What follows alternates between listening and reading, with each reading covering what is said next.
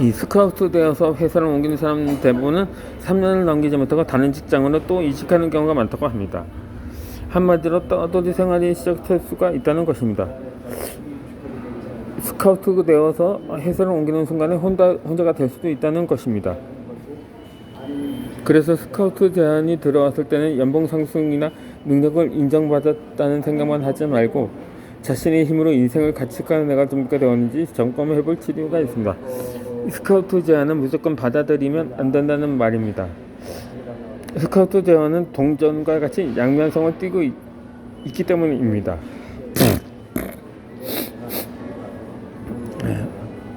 그러다 보니까 저 역시 책 쓰기 코치로부터 코치팀 합류에 관한 제안도 받은 적이 있었습니다. 제안을 해주신 분은 한온이 미션 메리 대표이면서 대한민국 책 쓰기 코칭 작가 그리고 목사이신 박성배 박사이십니다. 나의 첫 개인 저서를 2020년 12월 14일 서울 강화문 교보문고에 거문에 있고 매일 나에게 보내면서 소통하게 됐습니다. 그리고 나의 두 번째 저서 당신은 이미 베스트셀러이다 발간을 위해서 추천서까지 써본 분들이다. 추천 사연에 이런 내용이 있습니다.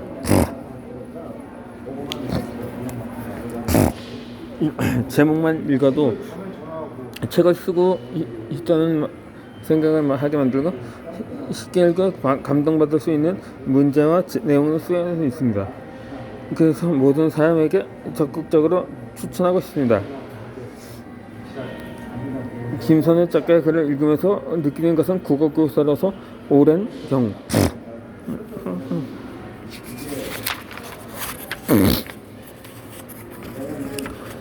경험과 독서의 힘에서 나오는 글 전개 능력이 탁월해서 파워 있는 작가라는 점입니다.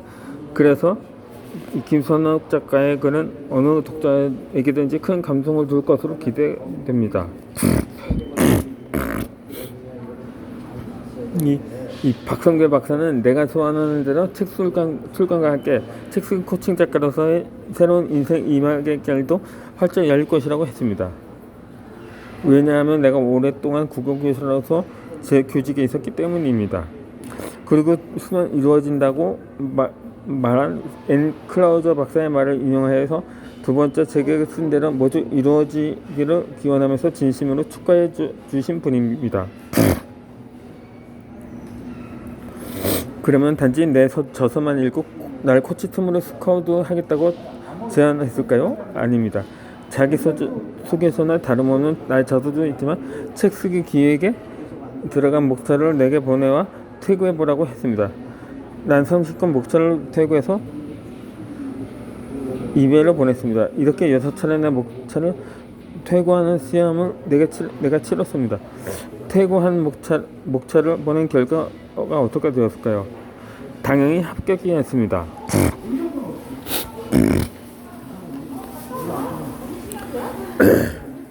나는 미래인 내 인생의 큰 그림을 지금 그리고 있습니다. 인생의 머리부터 내다보고 계획을 세우게 된 것입니다. 힘들 때는 나에게 주어진 하나뿐인 행복의 문이 닫혀버렸다고 생각했었습니다. 그런데 지난 삶을 되돌아보니까 행복의 문이 하나면 있는 것이 아니었습니다. 한쪽 문이 닫히면 다른 쪽 문이 열렸던 것입니다. 그렇게 눈을 크게 뜨고 내 인생의 전체를 살펴보니 행복의 문들이 한두 개가 아니었습니다. 어디 나쁜 일일까요? 어느 인생이든지 여러 개의 행복의 문을 가지고 있습니다.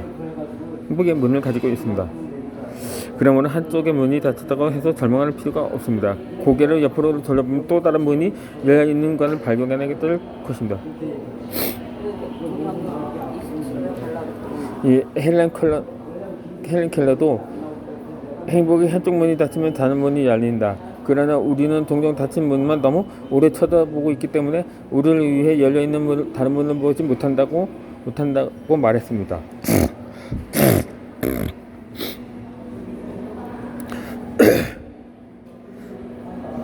그렇게 한쪽 문밖에 보지 못하는 사람은 좁은 시야로 인생을 바라보기 때문입니다. 과거에 매달리는 사람이기도 합니다. 이 반대로 고개를 돌려서 넓은 시야로 인생을 바라보면 행복의 문들이 도미노처럼 이어져 열릴 것입니다. 예, 암스테르담의 심리학자인 포스터는 다음과 같은 실험을 했습니다. 이 한 그룹에게는 나의 삶은 어떨까라고 생각하게 했습니다. 다른 한 그룹에게는 1년 후 나의 삶은 어떨까라고 생각하게 했습니다. 그리고 두 그룹의 창의성 시험 문제를 각각 내주었습니다. 여기에서 어느 그룹의 창의성 시험 성적이 좋았겠는가요? 당연히 내일보다는 1년 후를 내다보는 그룹의 성적이 좋았던 것입니다. 그러면 1년 후보다 10년 후는 어떨까요? 한 사업가는 손을 댄 사람마다 성공했다고 합니다. 그 비결은 무엇이었을까요?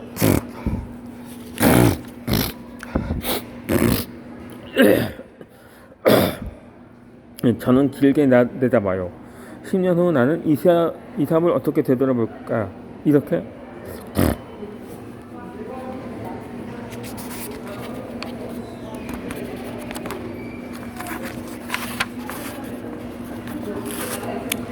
상상하면 일이 잘 풀린다고 말을 했습니다. 이렇게 멀리 내다볼수록 성공 확률이 높아집니다. 왜냐하면 멀리 내다보는 사람은 자신의 내면도 커지기 때문입니다. 그러면 어떻게 내면이 커지자는 말인가요? 멀리 내다보면 순간적인 통증이나 유혹을 이겨낼 힘이 생긴다는 말입니다. 더 넓고 멀리 내다볼수록 중간에 포기하고 싶은 나약함이나 순간적인 유혹을 물리치는 힘이 훨씬 큽니다. 오랫동안 꿈을 꾸는 사람은 마침내 그 꿈을 닮아간다고 앙도레 말로가 말했습니다.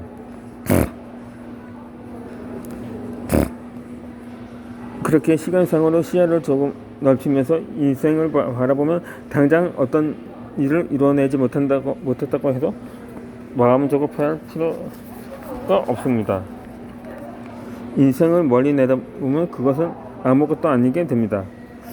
인생을 한 달 후보다는 1년 후를 1년 후보다는 5년 후를 그리는 것이 꿈을 닮아갈 확률이 높아집니다.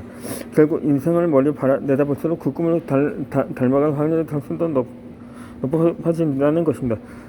그러므로 어떤 일을 한두 번 시도해보고 안 된다고 해서 포기하는 일이 없기를 바랍니다. 일주일에서 2주일 시도해보고 안 된다고 해서 손 놓는 일이 없기를 바랍니다. 인생을 멀리 내다보면 그것은 겨우 몇 발자국을 뗀 걸기나 다름없기 때문입니다. 이 세상을 떠날 때 자신의 모습이 어떠할까 그린다면 정답이 나올 것입니다. 그러므로 조급해하지 말고 인생의 큰 그림을 그리며 살았으면 합니다. 앞으로 나의 꿈은 책쓰기 코칭입니다. 교실에 20명 앉혀놓고 책쓰기 코칭을 하고 싶습니다. 이렇게 나의 꿈이 커지고 있습니다. 그동안 학교에서 수업한 것처럼 말입니다. 나에게 배워서 한 것만 써보면 두 번째부터는 쓸 수 있도록 능력을 들려주고 싶습니다. 이 책쓰기 기획부터 출판사의 투고까지 제대로 가르치고 싶습니다. 이 유대인은 5,000년의 지혜를 모아놓은 탈무드에는 이러한 격언이 있습니다. 이 고기를 잡아주지 말고 그 잡는 법을 가르치라고 말입니다. 아울러 이 말은 능력을 길러주라는 말입니다. 이 교사라면 누구나 이 교육적으로 가르쳐야 할 것입니다.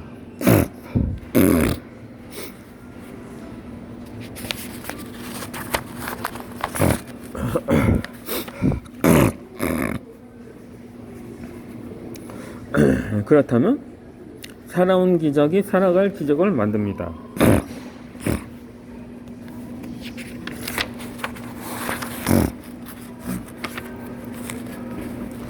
이제 100세 시대에서 어떻게 살 것인가를 고민해야 될 때입니다.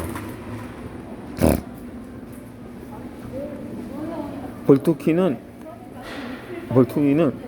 인생의 뜻을 세우는데 있어서 늦을 때라고는 없다고 했습니다.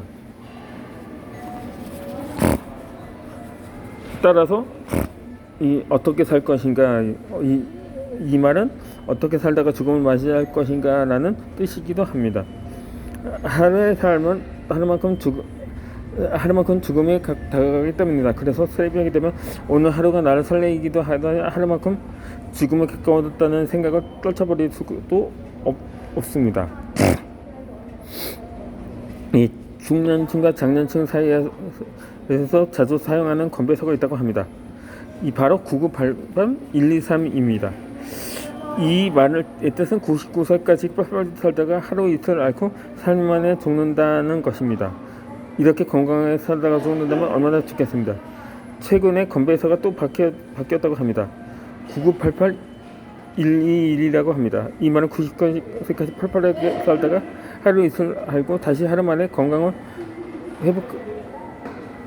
회복된다는 뜻입니다. 즉 100세 시대를 모두 말하고 있습니다. 이렇게 오래 살고 싶은 욕망은 누구에게나 있습니다. 건배사에도 있듯이 인류의 오랜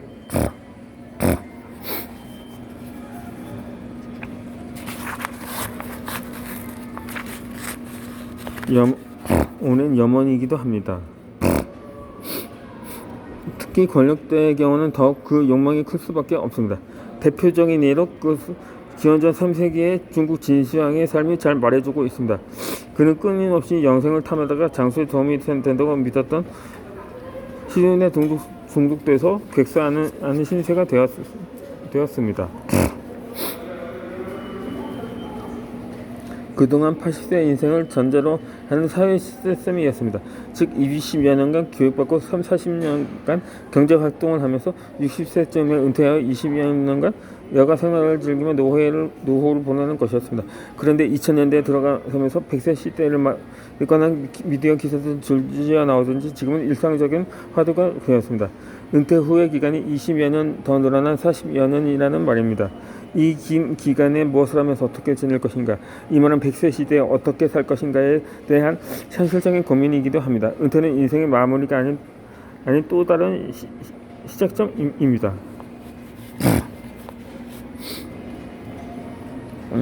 은퇴 후 마무리를 잘해야 보람된 인생을 살았다고 할 것입니다. 은퇴 후에 어떤 일을 하면 좋을까요? 이 백종원 씨가 보글모 식당 프로그램에서 이런 말을 했습니다. 우리나라 사람들이 퇴직 후에 가장 많이 하는 창업이 식당이나 치킨집입니다. 그런데 폐업 동안 가장 많이 하는 것도 식당이나 치킨집입니다. 식당을 창업하려면 6개월에서 2년 동안은 시장을 돌아보면서 시장 분석을 철저히 해야 합니다. 그리고 시장 분석을 철저히 한다고 하더라도 시행착오가 생기면서 창업이 폐업으로 이어질 수도 있습니다. 이렇듯 100세 시대에는 어떻게 사는가가 중요합니다. 누군가를 향한 그리움과 애틋함으로 베푸는 삶을 살 것인가, 아니면 누군가를 향한 미움과 질투 그리고 원한으로 가득 채운 하루하루를 보낼 것인가.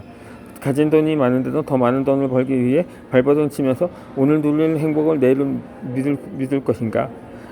이미 높은 곳에 올라가 있으면서 더 높은 향하여 얼마 남지 않는 삶의 귀한 시간을 오늘도 탐진할 것인가요?